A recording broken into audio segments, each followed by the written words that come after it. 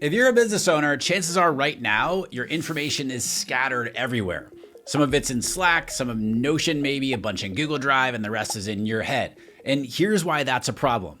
AI works best when you give it rich context, but when that context is spread across 10 different places, every single time you use AI, you're basically starting it over from scratch. And so your first job isn't to go learn another AI tool or a model. It's to turn that mess into one system that's so simple you actually use it, right? And that any AI you point at it instantly gets smarter. So today I'm gonna walk you through the exact 5-part system that I would build if I were setting this up from scratch. And by the end of this video, you'll have AI that knows your business as well as you do, and a simple system that actually gets smarter the longer that you use it. So step number 1, before you touch a single AI tool, you organize. And the way that you organize is with what I call an information hierarchy. Really, all that is a structure of folders and files. That's it.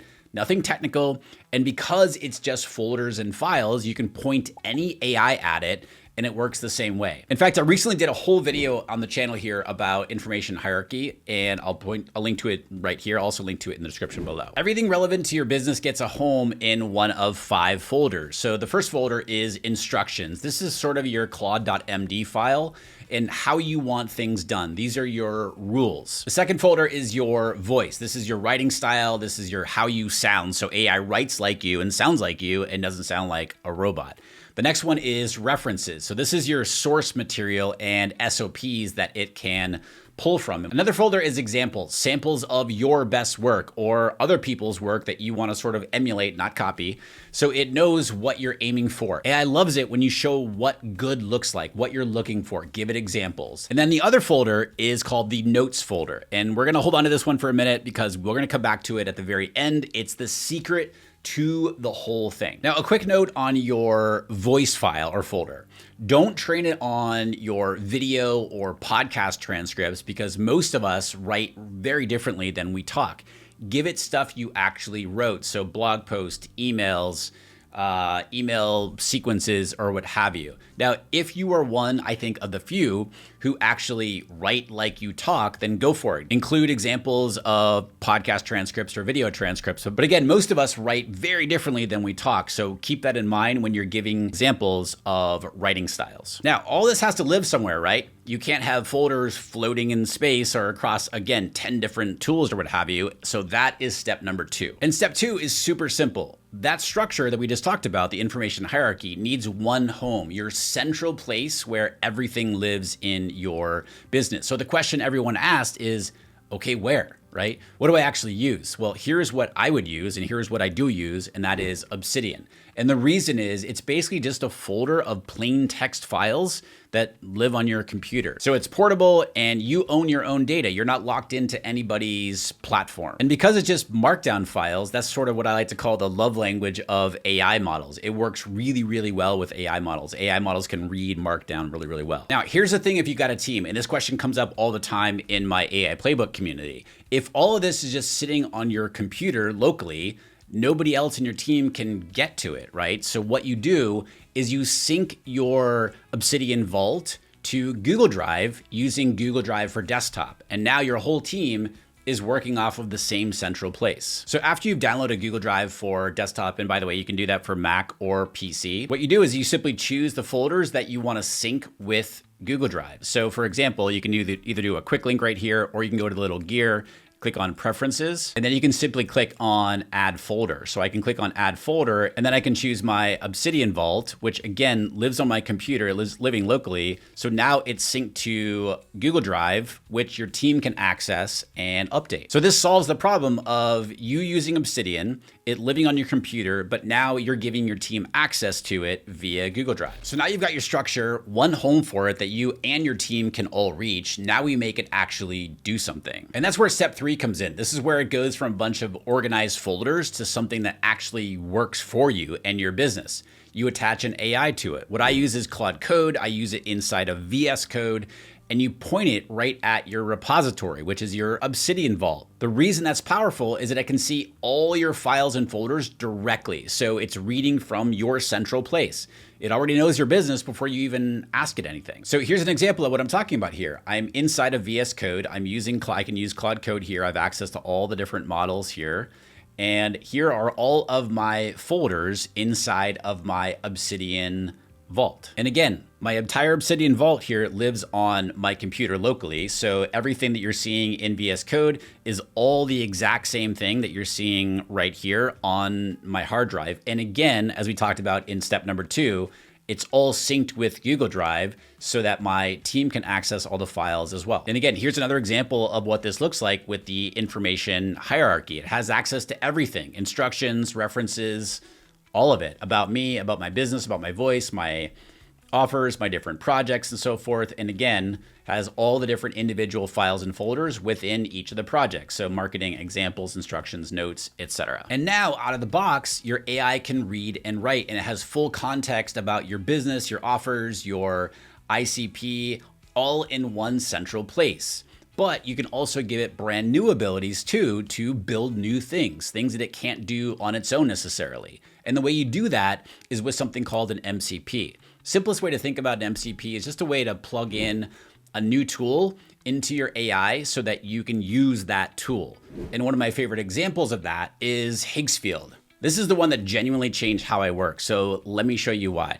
Higgsfield, by the way, is a full end-to-end AI media tool. It generates images, video, and ad creative, and its MCP is what plugs directly into Claude. Here's the simplest way to think about it. Claude is the brain. Higgsfield gives Claude the hands. On its own, your AI can read and write. Connect the Higgsfield MCP though, and now it can actually produce things: images, videos, ads, the visuals for a landing page, all generated right inside your workflow and drop straight into your folder structure. And this is where it gets really fun, especially if you're a one-person business. You describe a product. Claude writes the copy, generates the creative through Higgsfield, builds the page, and the video renders while you're doing something else, and as well as images. That's all stuff that used to mean hiring an agency or a freelancer to do all that stuff for you. This is a perfect example of what give your AI new abilities actually looks like in practice. And I'll leave a link in the description below so you can start benefiting from Higgsfield's MCP for your business today. So that's the idea. You attach the AI to your system and you keep handing it more abilities as you go. But the real power,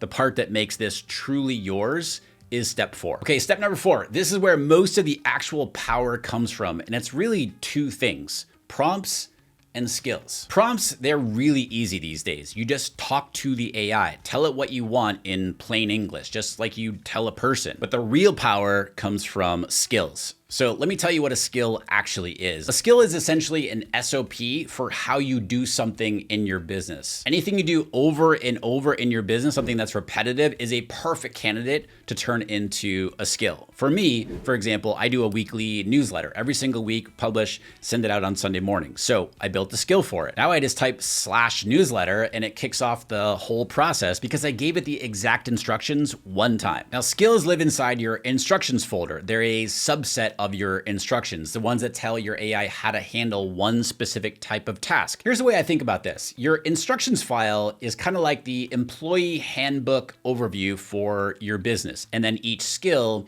is the detailed SOP, your standard operating procedure, for one specific job. The handbook tells the AI which SOP to follow or the skill to follow, and then the SOP or the skill tells the AI exactly how to do it. And as you can see here, you don't write the whole skill out inside your instructions. You want to use the instructions almost like an index. So for example, the instructions just say something like, when you're writing a newsletter, follow the newsletter skill, and it links over to the skill. The skill itself is its own separate reference document. Here's an example skill that I had Claude write for me, and I called this skill research and summarize. So it gives a description. Here's the overview. When asked to research any topic, blah, blah, blah. Here's the process. So follow these steps, again, SOP style, what the output format is, and then what to avoid. So again, these are just simple instructions that you're giving the AI to follow whenever you want something done specifically over and over. In this example here, research and summarize something. You're building things with AI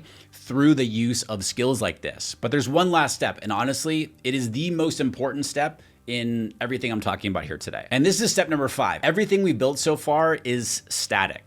You set it up once, but your business changes. You learn new things. You come up with new ideas. You come up with new frameworks and IP, and you change your mind about things. So your system should be keeping up with you. Remember that notes folder from step 1? This is where it earns its spot. Whenever you discover something, a thing that worked, a thing that flopped, a new idea, a way your thinking shifted, you just drop a quick note in the notes folder. Then once a week, you point Claude at that notes folder and you tell it basically go through my notes and fold anything new in here back into the rest of my system. And so then Claude will update your instructions, your skills, your references with what you've learned. And here's why this is the whole ball game right here. This is the part that becomes your actual edge in this world of AI that we're living in. Your specific thinking, your frameworks, the way that you do things, that's the stuff that nobody else can copy. Tools are the same for everybody. So your system doesn't just sit there, it gets smarter the longer that you use it. And that right there is the difference between setting up AI once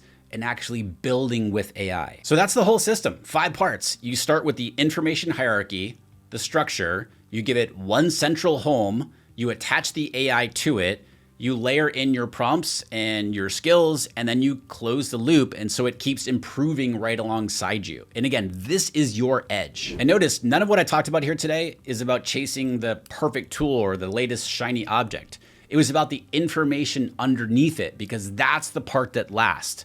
Tools change, models change, but your system doesn't.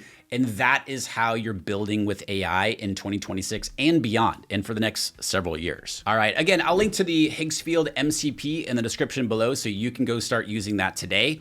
Thanks so much for watching as always, and I'll see you in the next video.